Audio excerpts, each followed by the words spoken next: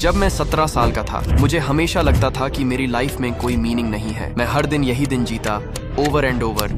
हर दिन वही रूटीन, वही पॉइंटलेस प्लेजर्स वाली जिंदगी जी रहा था। मुझे पता नहीं होता था कि मैं आज क्या करूंगा, कल क्या करूंगा, या अपनी पूरी जिंदगी के बाकी दिनों में क्या करूंगा। और इसी तरह मैं अपनी लाइफ को काट रहा था। न तो मेरे पास कोई गोल था और न ही कोई बड़ा सपना, और मैं अपने आप को खोया हुआ महसूस कर रहा था। लेकिन मैंने अपने ऊपर काम किया, अपनी लाइफ को बेटर बनाया, और थोड़ी सेल्फ इंप्रूवमेंट के बाद मुझे वापस जिंदा महसूस होने लगा। लेकिन ये काफी नहीं था। मुझे हमेशा ऐसा लगता था कि लाइफ में कुछ तो मिसिंग है। और जब मैंने इसके बारे में सोचा तो मुझे पता चला कि मैंने अभी तक अपनी लाइफ का पर्पस तो अभी तक फाइंड ही नहीं किया है, जो मेरी लाइफ से मिसिंग था, जिसके बिना ही मैं अपनी लाइफ को जी रहा था। लेकिन अपनी लाइफ का पर्पस फाइंड करने में मुझे बहुत ही टाइम लगा। लेकिन इतना टाइम आपको नहीं लगने वाला, क्योंकि मैं आपको आज ये बताऊंगा कैसे आप अपनी लाइफ का पर्पस फाइंड कर सकते हो। क्या तुम रेडी हो? ज्यादातर हम चीजें बिना एनालाइज किए ही करते हैं कि हम क्यों कर रहे हैं और किस लिए कर रहे हैं, और यही क्यों है जो एक मैजिक है, और यही क्यों तुमको लाइफ का पर्पस फाइंड करने में हेल्प करेगा। और अगर आपने अपनी लाइफ का पर्पस अभी तक नहीं ढूंढा तो तुम्हें अपना पर्पस ढूंढना पड़ेगा बिफोर इट्स टू लेट। लेकिन अपनी लाइफ का पर्पस आप कैसे ढूंढोगे? लेकिन सच तो ये है, तुम्हें बेसिक्स पहले से पता ही है, और अगर नहीं पता तो वो बस कॉमन सेंस है। क्या तुम्हें सच में बताने की जरूरत है कि अपनी हेल्थ पर काम करो, अपने फाइनेंसेस पर काम करो, और ज्यादा कनेक्शंस बनाओ, और 5 डिफरेंट वीडियो देखो? शायद नहीं। पर्पस उन सब चीजों के बाहर जाता है जो हमें ऑलरेडी पता है। तो ये रही फुल ब्रेकडाउन, कैसे अपनी लाइफ का मिशन ढूंढे, कैसे अपनी लाइफ को अपने पर्पस के साथ अलाइन करें, कैसे अपने पर्पस में प्रोग्रेस करें, क्या सैक्रिफाइस करना चाहिए। पहला रूल सिंपल है, लेकिन ये शॉर्टकट है तुम्हारी करंट डीपेस्ट डिजायर तक पहुंचने का, और ये किया जाता है डिस्ट्रैक्शंस और स्टिमुलेशन को दूर करके। जब तुम्हें किसी बोरिंग एनवायरनमेंट में बैठना पड़ता है, तुम्हारा दिमाग फाइनली रियलाइज करने लगता है कि तुम्हारी लाइफ में क्या इंपॉर्टेंट है। और ये रही कुछ प्रैक्टिकल एडवाइस जिससे आप ये कर पाओगे। सबसे पहले अपना फोन 3 दिन के लिए ऑफ कर दो, फिर एक रूम में बैठो और पूरी तरह से मॉडर्न टेक्नोलॉजी से डिस्कनेक्ट हो जाओ। तुम्हें एक बार भी अपना फोन चेक नहीं करना, और अपने दिमाग को ये सोचने देना है कि तुम्हारी लाइफ में सबसे ज्यादा क्या इंपॉर्टेंट है, और जिसे आप हासिल करना चाहते हो उसके बारे में सोचो, और उस पर पूरे फोकस के साथ काम करो।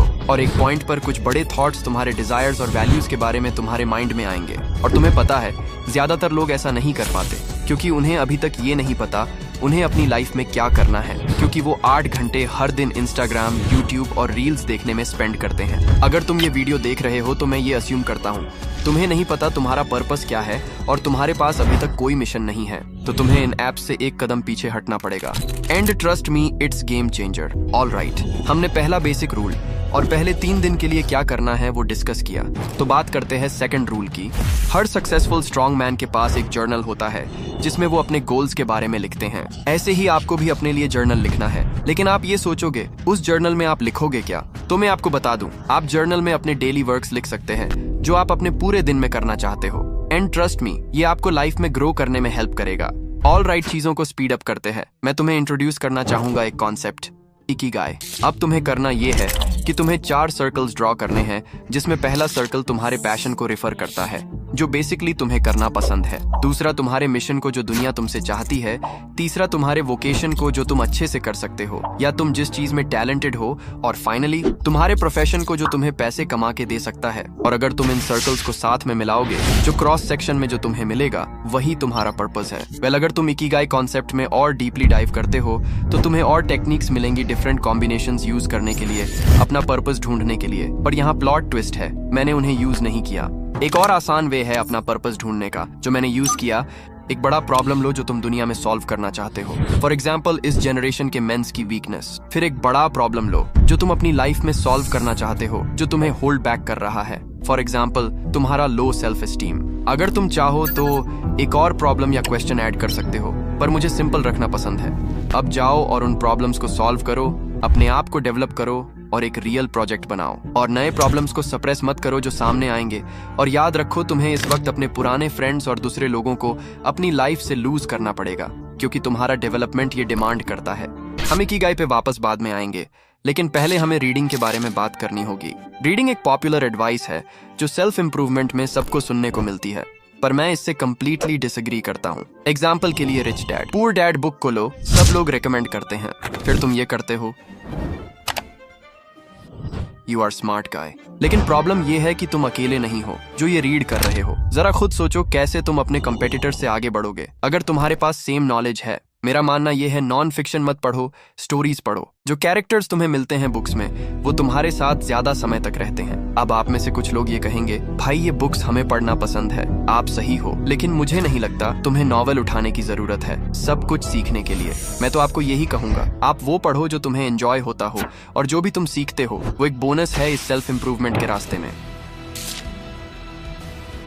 कोई रेगुलर वे नहीं है अपनी लाइफ को अलाइन करने का अपने पर्पस के साथ। हमें एक्सट्रीम वे पे जाना होगा। मैं जानता हूँ ये कॉमन एडवाइस है जो सेल्फ इंप्रूवमेंट गुरुज देते हैं। वो हमेशा कहते हैं अपनी लाइफ को बैलेंस लाइफ रखो, लेकिन ये सब गलत है। जब तुम स्टार्टिंग में हो तो तुम्हें सैक्रिफाइसेस करने के लिए रेडी रहना पड़ेगा। यहाँ मोस्ट गाइज को बहुत डिफिकल्ट लगता है प्रोग्रेस करना, और इसी वजह से ज्यादा लोग स्टक रहते हैं इस स्टेज में, क्योंकि सैक्रिफाइस करना बहुत मुश्किल है, स्पेशली मॉडर्न डे में जब फूड और टेक्नोलॉजी एडिक्टिव बन चुकी है। हम स्पिरिचुअल, फिजिकल और मेंटल पेन महसूस करते हैं जब हम कुछ सैक्रिफाइस करने की कोशिश करते हैं जिससे हम एडिक्टेड हैं। मैंने ये पाया है कि जो चीज तुम्हें सैक्रिफाइस करनी है वो एक्चुअली वो चीज होती है जिसे तुम्हारा ब्रेन सबसे ज्यादा डिफेंड करेगा। अगर अभी तुम्हारा ब्रेन तुम्हें कह रहा है मैं वीड सिर्फ इसलिए स्मोक करता हूँ क्योंकि ये मुझे क्रिएटिव बनाता है, या इंस्टाग्राम यूज करना ठीक है रिलैक्स होने के लिए, तो तुम्हें अभी अभी वो चीज पता चली जिसे तुम्हें सैक्रिफाइस करना है। एक्चुअली अपने पर्पस में बहुत प्रोग्रेस करने के लिए तुम्हें सैक्रिफाइसेस करने के लिए तैयार रहना होगा, स्पेशली जब तुम शुरू कर रहे हो। तुम्हें रूथलेस होना पड़ेगा। कंग्रेचुलेशंस, अब तुम्हें पता है अपना पर्पस कैसे ढूंढना है, राइट? तो देखो, तुमने अभी थ्योरी सीखी जो बहुत इंपॉर्टेंट है, पर इसका कोई मतलब नहीं अगर तुम्हें उसे यूज करना नहीं आता। पर अगर तुम एंड तक स्टिक करते हो तो तुम वो सबसे इंपॉर्टेंट चीज सीखोगे जो कोई भी पर्पस के बारे में नहीं बताता। क्या तुम्हें याद है जब वीडियो के स्टार्ट में मैंने तुम्हें इकिगाई डायग्राम दिखाया था जिसमें पर्पस डायग्राम के बीच में था? पर ये ट्रू इकिगाई डायग्राम नहीं है। एक्चुअली ओल्ड जापानीज फिलॉसफी में पूरा डायग्राम तुम्हारा पर्पस है, और यही इसकी ब्यूटी है। पर मैं यहाँ तुम्हें एक्सप्लेन करना चाह रहा था कि मैंने अपना पर्पस ढूंढने के बाद क्या महसूस किया। जब तक मैंने रियलाइज नहीं किया कि मैं एक्सप्लेन नहीं कर सकता, मैं तुम्हें बता नहीं सकता। पर जब तुम्हें फील होता है तो तुम्हारे पास मैसिव एनर्जी और एम्बिशन होता है जो तुम्हें तुम्हारे गोल्स और पर्पस की तरफ ड्राइव करता है। इस फीलिंग को एक्सप्लेन करना इम्पॉसिबल है, पर मुझे ये बस सही लगता है कि तुम्हें इसे फुलफिल करना है।